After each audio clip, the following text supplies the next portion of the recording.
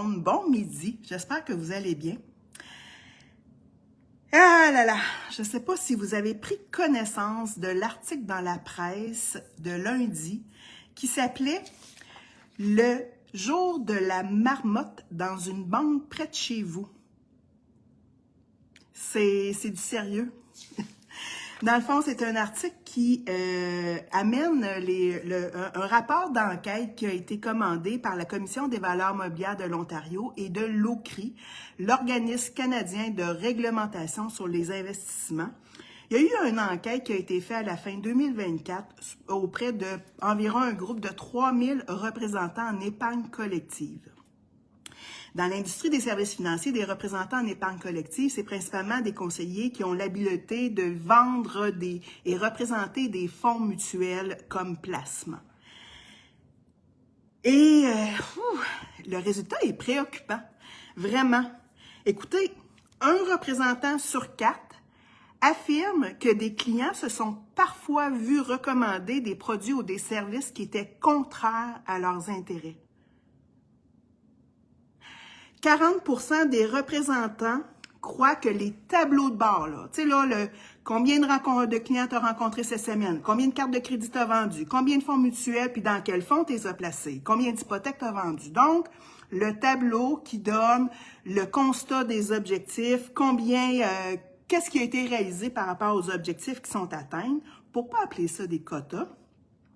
40% croient que les tableaux de bord influent les recommandations des produits et des services qui sont faits aux clients. Un représentant sur 3 a déclaré de l'information inexacte à des clients au sujet de produits et des services qu'ils ont recommandés. 1 sur 3. Ça ne veut pas dire que c'est toujours fait, mais ils ont déjà donné de l'information inexacte. Puis là, ça m'insulte. 23% des représentants sont pas capables de définir, d'expliquer c'est quoi un ratio de frais de gestion sur des fonds mutuels. Mon industrie, je l'aime, je l'adore, je m'investis, je travaille très fort dans mon industrie au niveau des services financiers, j'y crois. Mais si je vous en parle aujourd'hui, puis je fais ma petite montée de lait, là, c'est que ne suivez pas aveuglément les recommandations qu'on vous fait. Prenez de la maîtrise pour comprendre vos finances personnelles. Quand vous mettez de l'épargne de côté, puis qu'on fait des investissements pour vous, c'est important que vous ayez une notion de base sur les investissements qu'on fait pour vous. C'est pas... il y a une pression, puis ça explique ce rapport-là, dans l'enquête-là.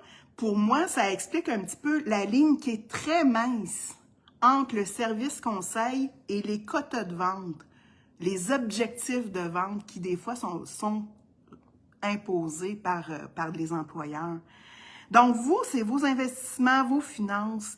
Prenez le temps de vous éduquer au minimum face à vos finances personnelles parce que toute la soirée que vous mettez à mettre de l'épargne de côté, que vous souhaitez avoir une croissance de votre capital, c'est vous qui allez en payer et qui allez souffrir du manque de gains à venir si c'est le cas. Mais ceci étant dit, prenez de l'information. Prenez de l'information, prenez du contrôle là-dessus, de la maîtrise. Vous devez vous référer à des spécialistes, oui, mais vous êtes aussi capable d'aller chercher des notions qui puissent faire une différence. Et plus vous posez des questions à l'intervenant qui est en avant de vous, souhaitons qu'il aura la diligence de vous donner des bonnes informations, mais en général, on va faire un effort supplémentaire pour être capable d'y répondre. Donc, écoutez, merci de prendre le temps d'écouter, mais encore une fois, prenez du contrôle sur vos finances. Salut!